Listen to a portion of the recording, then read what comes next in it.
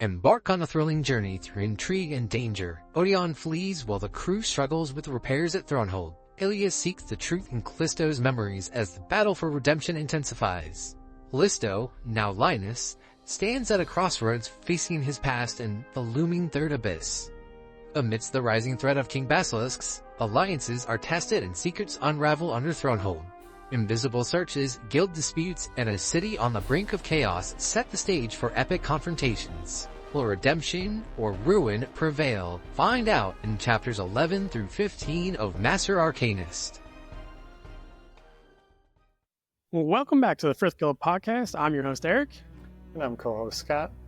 And today we'll be going over chapters 11 through 15 of Master Arcanist. Before we get going, we always like to appreciate you guys and thank you for listening.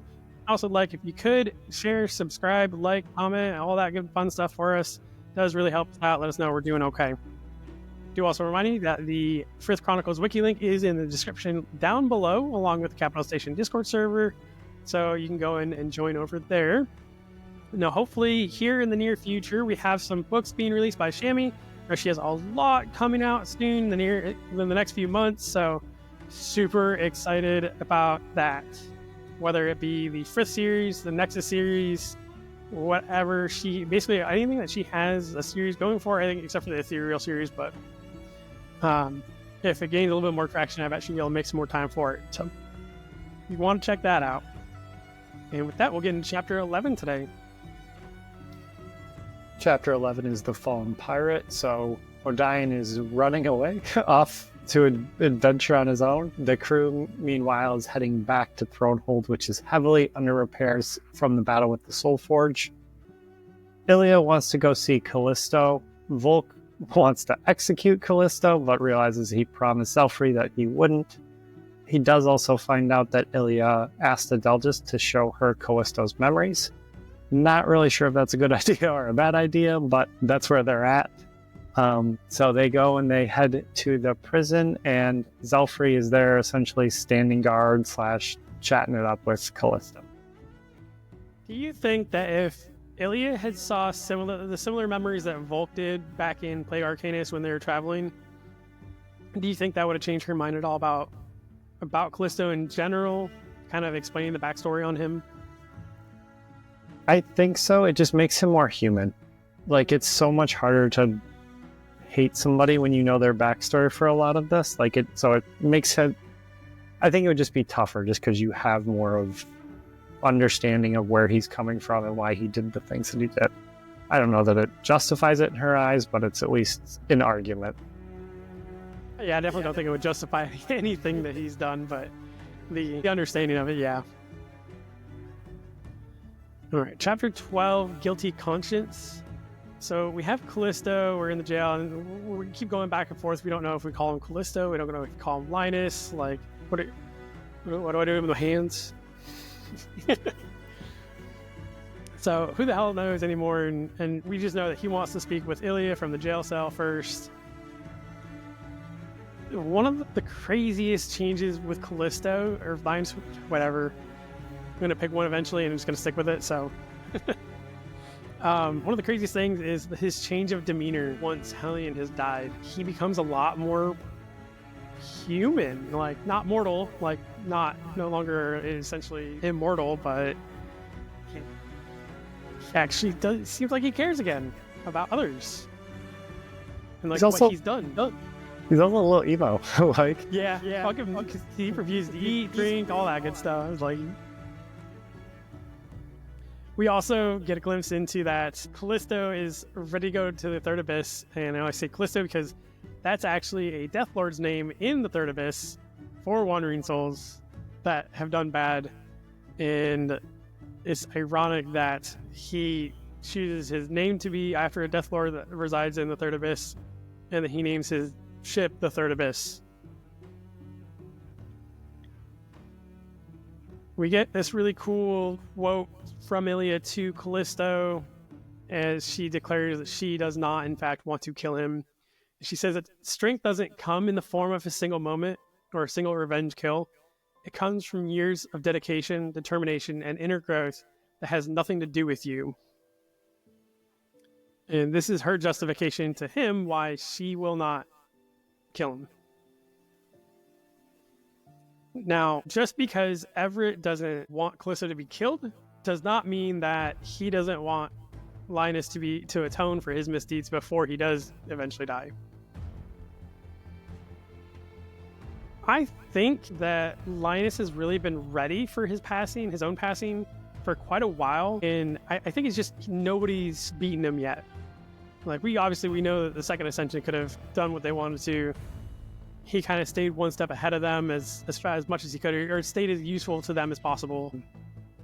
But unfortunately, nobody's been able to best him until now.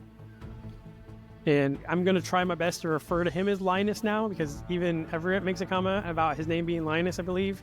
So do our best to honor that and leaving the bad name in the past. And Zelfrey does say that he's going to stay back and talk to Calisto a little bit more before Volk has him talk to Zaxxas. But again, we do need to get moving along with the rest of what is going on. So Chapter 13 is the Lamplighters. So they are walking around districts. Zaxxas is at the Lamplighter Guild, presumably to go talk to his brother. So they head over that way. There's odd comment about how nice it smells there, which I thought was just a really fun throw-in. And then they are informed that the King Basilisks that had been revived by the Soul Forge are in the sub-dwellings of the city and are slowly making their way up into the city, so that they need Volk to go and take care of this issue. Really? Really? I just got here. Right. So chapter 14, King Basilisks. That's like, well, shit. All right, we gotta go on another one. Zaxxas wants to run off and fight the King Basilisks as well. And Volk is very challenged to how to be like, Zaxxas, should you though? Like, really, should you? Thankfully, Zaxxas kind of catches on and goes with it and realizes that he doesn't even know how to use his magic right now, so probably not the best idea. I don't blame Zaxxas, but again, literally just bonded with the Fenris Wolf. Let's figure out how to at least do something first. At this point, again, that scene with Shrek of quest, we're already on a quest. He's that guy that keeps collecting all these side quests and just never getting to the main quest. Like, he's gonna be level 60 by the time he gets to the final boss, and it's gonna be like super easy and be like, oh shit, that's it. The Guildmaster of the Lamplighters Guild, Guildmaster Stranos, is going to come with them, and he makes this really big ordeal about how the God Arcanists are there for now, and that's cool and all, but they're not going to be there forever, and he's going to be the one dealing with all the cleanup and whine, which is all I hear. I'm sorry. I get it. Come on, accept the help that you're getting, okay? God Arcanist. Like, what more do you want? Yeah, like, I'm not saying to bend over and kiss their shoes, but dang, man, like, I appreciate the help. Could be worse. They could just be like, screw you, and take off.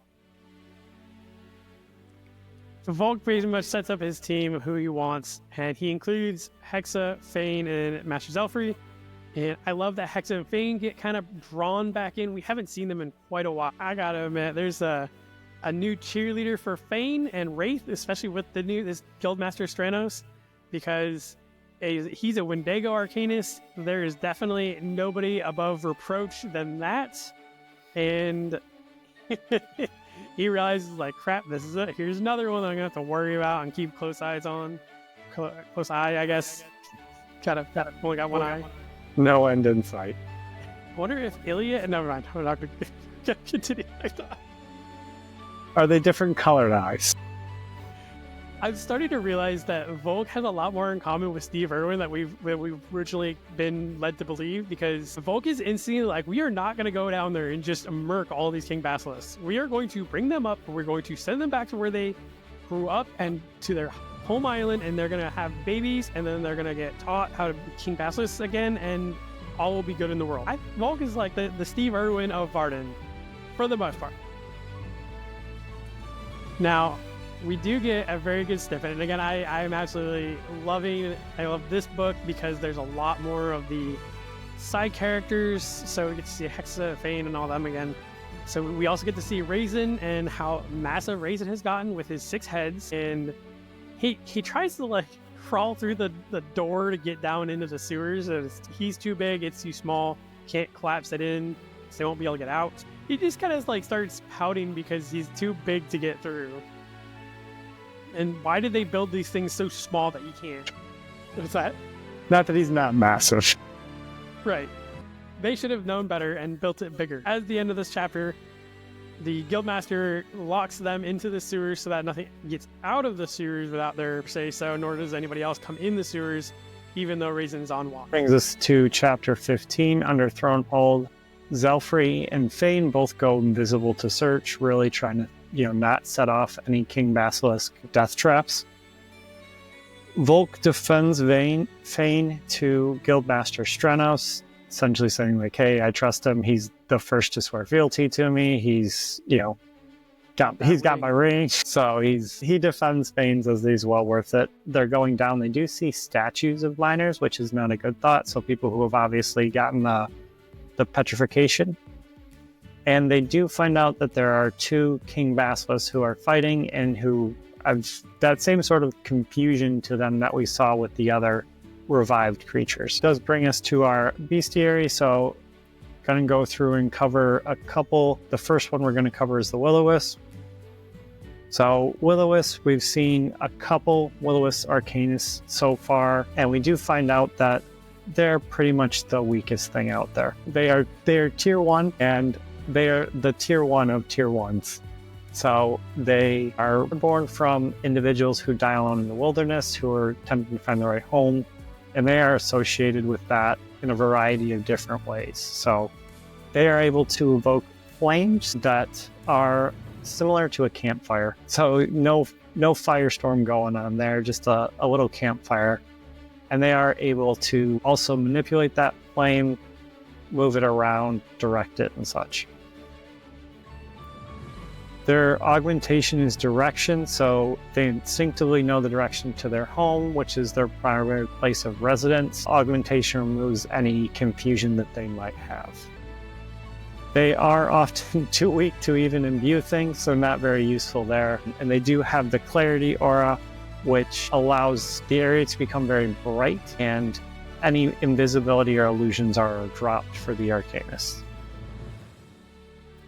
They are innately immune to heat. They can see through smoke, mist, and fog, and their true form type is virtue, so they have to embody the ideals of charity to transform. Once they do, they become a cluster of bright embers that waft through the air, similar to hot coals, and gain the ability of pure fire, so becoming immune to heat and immune to all forms of mind control.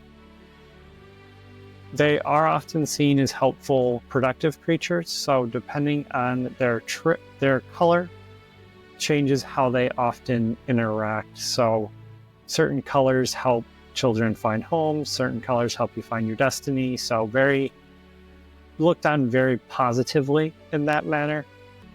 They are seen as being very trustworthy and often stay very close to their Arcanists.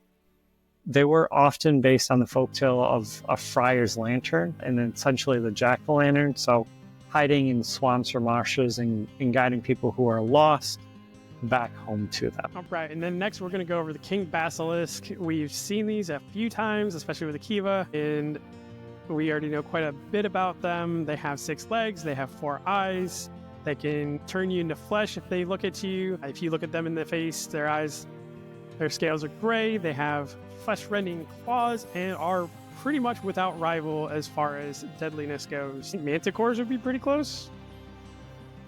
Their trial of worth is basically you have to venture onto their island and into their lair.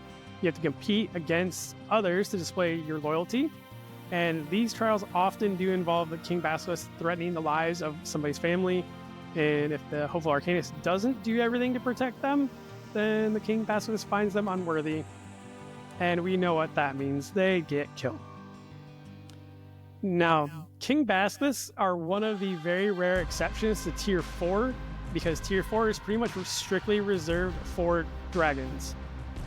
This is one of the exceptions. We don't know specifically if they are considered a dragon. They probably not, because of the... I don't know. But again, they are so strong that they are considered Tier 4 regardless. We have King Basilisks as progeny born, so they dwell on an isolated island and in deep dark caves. They have very tight communities and typically distrust outsiders. They can only reproduce after consuming other mystical creatures. They're able to evoke venom and manipulate. Manipulation is a bit weird one for me, and can't really say much. Obviously, it's bestiary. It is Ominous Dominus from Shammy. Not expecting this, but the manipulation is fertility, and basically their creature or Arcanist is able to manipulate the fertility in progeny reproduction mystical creatures. And with humans, a lot of their magic will cause births of twins, triplets, or more, and they can cure most forms of infertility for men, but not infertility based on age for women. Their augmentation is their petrification, so again, they're able to cause somebody to basically turn into stone, or they're able to turn themselves into an extremely solid or strong, tough material. For imbuing, their imbuing will be beginning and ending, and basically most of these items are extremely deadly weapons. They're hardened armor, basically on par with the toughest steel, or blankets used to help with fertility. Betty White's standing there with her baby blanket. Their aura is the Requiem aura, which we've seen quite a bit. So more people die within the aura, the stronger, the faster, the more agile the Arcanist gets within that area. It causes everybody else within that area to have heart palpitations and feel just weird, and throws them off their game quite a bit. Now, their innate abilities, their immunities, they are immune to poison and venom. They can hear beasts and are also immune to the effects of Nullstone.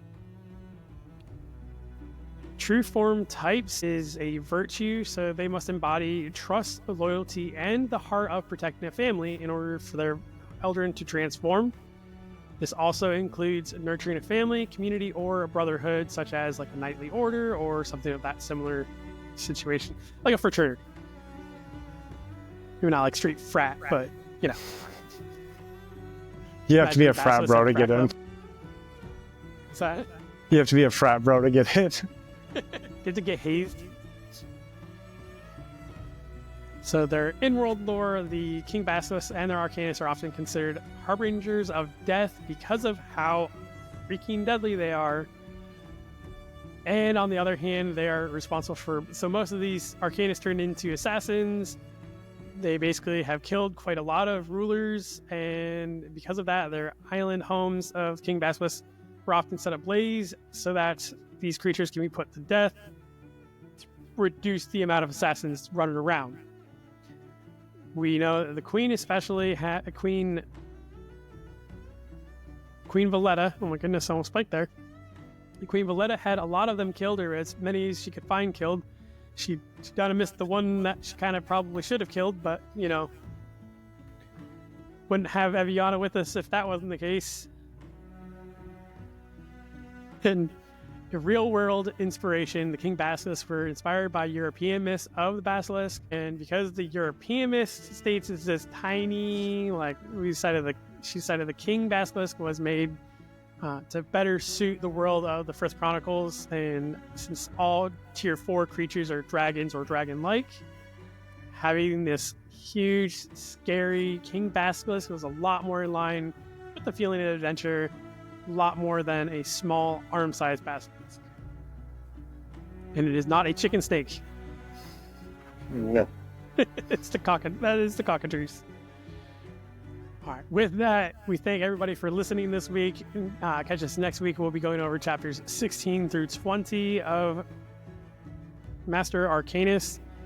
Bear with me while I have a mini stroke of where we're at, what book we're on, and where we are. We do want to thank everybody for listening. And Scott, did you have anything else you'd like to add this week? I'm all set. All right. Well, thank you guys for listening, and we'll catch you guys next week.